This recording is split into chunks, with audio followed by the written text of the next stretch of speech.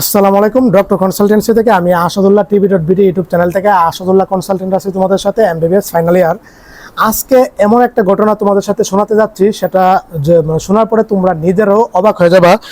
তো কি আজকে বেলা 12টার দিকে আমাকে এক ভাই, বাংলাদেশের এক শেষ প্রান্তের, হয়তো চুয়াডাঙ্গা অথবা গাইবান্ধার ওই দিকের কি অথবা কুড়িগ্রাম, তো এক ভাই ফোন দিছে। ফোন দিয়ে আমার কাছে জানতে চাচ্ছিল যে ও লেখাপড়া থেকে দীর্ঘ 7-8 বছর বিচ্ছিন্ন ছিল। বুঝতে পারছো কথাটা? একটু মন দেওয়া শূন্য বিচ্ছিন্ন ছিল। তারপর কি করলো, 7-8 বছর পরে মনে চাইলো যে না, আমার ডাক্তার হতে হবে, মেডিকেলে পড়তে হবে।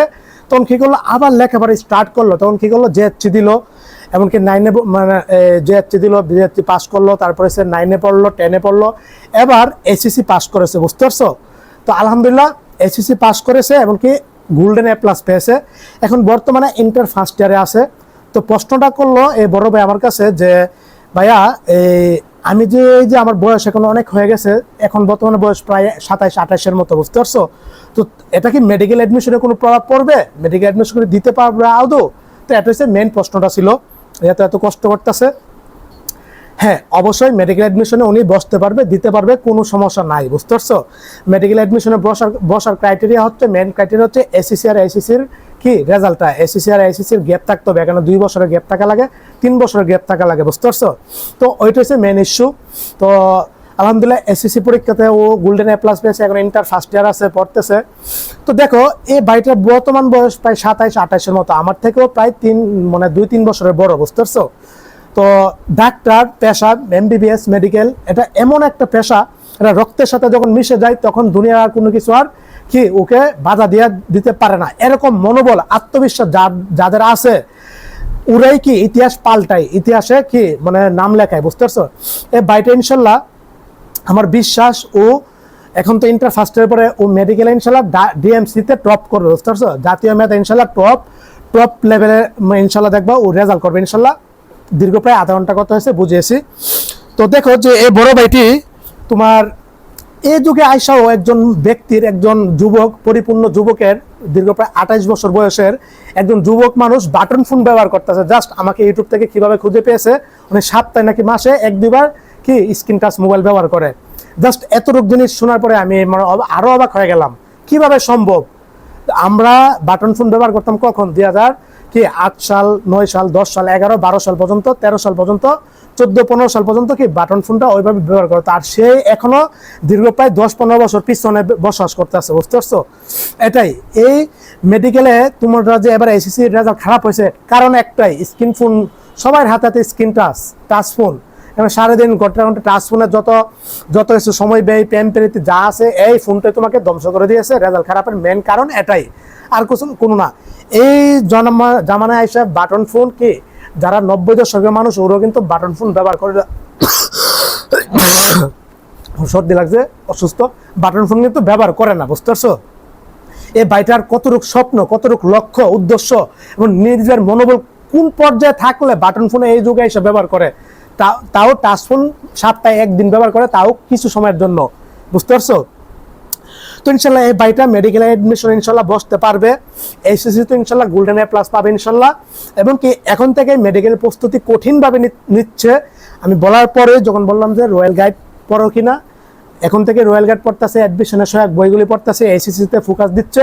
এমনকি ওরাই ইতিহাস পাল্টাবে ইনশাল্লাহ। উনি দেখো, ওনার সাথে উনি একা ছিল না, 8 জন মিল্লা সিদ্ধান্ত নিয়েছিল এই কাজটা করবে, যারা দীর্ঘ 7-8 বছর লেখাপড়া থেকে বিচ্ছিন্ন ছিল। অবশেষে 8 জনের এই জিনিসটাতে, এত বড় কঠিন একটা পরীক্ষায় কেউ ধৈর্য ধরে থাকতে পারবে না। 8 জন থেকে 7 জন ধরে পড়েছে, একমাত্র উনি আছে। এমনকি আল্লাহ তাআলা অলরেডি ওনাকে কি মেডিকেল ডাক্তার প্রথম স্তর জুড়ে এসএসসি রেজাল্টে কিন্তু ওনাকে সফলতা আল্লাহ তাআলা দিয়ে দিয়েছে অলরেডি। এসএসসিতে ইনশাআল্লাহ সফলতা হবে। এমনকি মেডিকেল অ্যাডমিশন 2028-29 সেশনে সম্ভবত উনি মেডিকেল অ্যাডমিশনে বসবে। তখন ইনশাল্লাহ মিডিয়াতে এক নতুন বিপ্লব, নতুন ইতিহাসের সংবাদ ইনশাল্লাহ তোমরা শুনতে পারবা ইনশাল্লাহ। আমার বিশ্বাস উনি জাতীয় টপ লেভেলের মধ্যে ইনশাল্লাহ, টপ 10-এর মধ্যে অথবা 20-এর মধ্যে ইনশাল্লাহ থাকবে। দেখো, ওনার সাথে এখন যারা আছে স্টুডেন্ট, ওদের বয়স কিন্তু 19, 18। বুঝতে পারছো? ইন্টার ফার্স্ট ইয়ারে যেতে পারে, সর্বোচ্চ বয়স কিন্তু 18, সেখানে ওনার বয়স হয়েছে 28। দীর্ঘ প্রায় ওদের থেকেও 10 বছরের ম্যাচিউর। ওনার জ্ঞান পরিপক্কতা, ওনার বাস্তবতা ভিন্ন ধর্ম, ওনার পরিশ্রম করার শক্তি অন্য পর্যায়ের। মানে উনি দুনিয়া থেকে বিচ্ছিন্ন, একদম একাকিত্ব বন্দী হয়ে সবকিছু বাদ দিয়ে একদম অন্য একটা জগতে আছে। এরাই মূলত সফলতা অর্জন করে। যত বিজ্ঞানী দেখো, যত ইতিহাসে যারা স্বর্ণাক্ষরে নাম লেখেছে, ওরা দেখো জীবনে একটা পর্যায়ে এরকম একটা খারাপ সময় পার করছে। উনি এই ভাইটো কি ডাক্তার হওয়ার জন্য এভাবে খারাপ সময় পার করতেছে। দেখো ডাক্তারি পেশাটা এমন এক পেশা, এখানে বয়সের কোনো ভাই ম্যাটারই করে না। আমার কিছুদিন আগে আমাকে ম্যাট্রিমনি নিয়ে যেতে, আমি কাজ করতেছি ডক্টরসদের ম্যাট্রিমনি বিয়া নিয়ে। তো এক ডাক্তার ভাই আমাকে ওনার সিভিটা দিল, দেখলাম যে উনি সরকারি টপ মেডিকেল কলেজের একটা থেকে এমবিবিএস এ চান্স পেয়েছিল, বুঝতে পারছো, সেই 2005 সালে। অথচ উনি ডাক্তার হয়েছে কত সালে জানো? 2010 সালে ডাক্তার হওয়ার কথা ছিল, ডাক্তার হয়েছে 2017 সালে।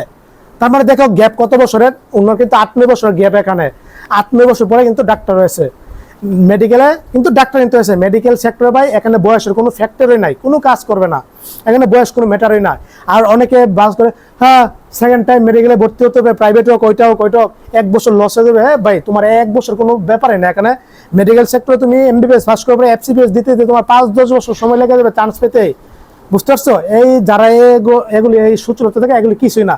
দেখো 2 বছর আগে একটা নিউজ তোমরা দেখেছো, দীর্ঘ প্রায় 45 বছর পরে কিন্তু কি এমবিবিএস পাস করেছে এক ডাক্তার, সলিমুল্লাহ মেডিকেল কলেজের এক চাচা, বুঝতে পারছো? থার্ড ইয়ারে যখন পরে যে কোনো কারণে উনি ধৈর্য পরে মেডিকেল থেকে, মানসিক সমস্যার কারণে, সাইকোলজির সমস্যা ছিল। তো তারপরে কিন্তু উনি দীর্ঘ প্রায় 45 বছর পরে সুস্থ হওয়ার পরে ভাবলো আমাকে ডাক্তার হতে হবে। তো উনি তো এই চাচা কিন্তু 45 বছর পরে কিন্তু ডাক্তার হয়েছে। তোমরা আরো নিউজ দেখছো, এবার এসএসসি রেজাল্টে মা আর বাবা, মানে মেয়ে আর বাবা কিন্তু একসাথে পাস করেছে। প্রত্যেক বছর আমরা দেখতে চাই, তো দেখতে পাই।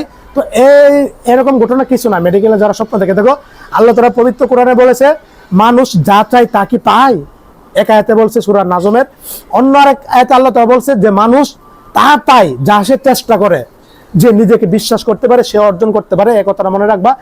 যার সিদ্ধান্ত যত বড়, যে রিস্ক নেওয়ার, মানে যত বড় রিস্ক নিতে পারে সে জীবনে তত বড় সাফল্য অর্জন করতে পারে। রিস্ক যত বড়, সাফল্য তত বড়, বুঝতে পারছি? এটা হচ্ছে মেন কথা, মেন বিষয়। তো ইনশাল্লাহ এই বাইটো কি চেষ্টা করতেছে, পরিশ্রম করতেছে, আল্লাহ তাআলা ওকে যে সফলতা, মহা সাফল্য ইনশাল্লাহ অবশ্যই দান করবে। ডাক্তার ইনশাল্লাহ বানাবে।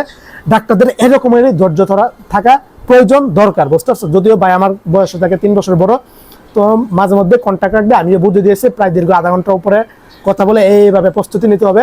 আর উনি ইনশাল্লাহ পারবে, আমার বিশ্বাস। উনি বাংলাদেশের মেধাবী, জাতীয় মেডিকেল অ্যাডমিশনে টপ মেধাবী, মানে জাতীয় টপার হবে ইনশাল্লাহ, আশা করি ইনশাল্লাহ। এখন থেকে প্রস্তুতি ভাই, এখন থেকে ফার্স্ট ইয়ার থেকে ওনার জীববিজ্ঞান 2 বই শেষ, প্রাণীবিজ্ঞান, উদ্ভিদ একদম মুখস্থ, বুঝতে পারছো? আমি জাস্ট অবাক, একদম ঠুরস্থ মুখস্থ করে ফেলছে এখন থেকে, অথচ ইন্টার ফার্স্ট ইয়ারে পড়ে।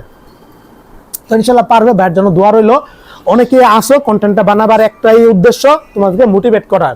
অনেকে হয়তো ফার্স্ট টাইমে চান্স পাও না, সেকেন্ড টাইম দাও, কত হতাশায় ভুগো, এগুলি কিছু না। আমি এমন স্টুডেন্ট পেয়েছি মেডিকেল অ্যাডমিশন দিয়েছে, চান্স পাইনি, তারপরে শুনেছিলাম, তারপরে কি করছে, আবার সেই 8-এ গিয়ে ভর্তি হয়েছে, 9-এ গিয়ে ভর্তি হয়ে আবার এইচএসসি দিয়েছে, আবার এইচএসসি দিয়েছে, তারপরে মেডিকেলে চান্স পেয়ে দেখিয়েছে। এমন স্টুডেন্ট আমি একজন দেখেছিলাম, আমাদের 5 বছর আগে শুনেছিলাম, বুঝতে পারছো? এরকম ঘটনা আছে। দেখো যে ডাক্তার যারা হই ওরা আসলে পাগল থাকে, ওরা একদম মানে অন্যরকমের, যেটা বলে এটাই। দেখো বুয়েট থেকে এক ভাই ইঞ্জিনিয়ারিং পাস করছে 2-3 বছর আগে, 3 বছর আগে, মনে হলো যে ওনার ডাক্তার হবেই হবে, তখন কি করছে, বিদেশ চলে গেছে, কিরগিজস্তান চলে গেছে, ওইখানে গিয়ে মেডিকেল এমবিবিএস করছে, আবার ভর্তি হয়েছে। একজন মানুষ ইঞ্জিনিয়ার হওয়ার পরেও ডাক্তারি পড়া এখন পড়তেছে, অলরেডি কিন্তু উনি 3rd ইয়ার নাকি 4th ইয়ারে পড়ে, বুঝতে পারছে? এই ছিল। তো তোমাদেরকে জানিয়ে রাখলাম কি পরিমাণ পরিশ্রম করতে হবে, ভাইবা রাখো এরকম, নিজের উপর বিশ্বাস, কনফিডেন্স, পরিশ্রম, আল্লাহর উপর ভরসা রাখো, সফলতা আল্লাহ তাআলা দিবে, বুঝতে পারছো? সবাই ভালো থাকো, সুস্থ থাকো, সকলের জন্য অনেক অনেক শুভকামনা রইল। আসসালামু আলাইকুম ওয়া রাহমাতুল্লাহি ওয়া বারাকাতুহু।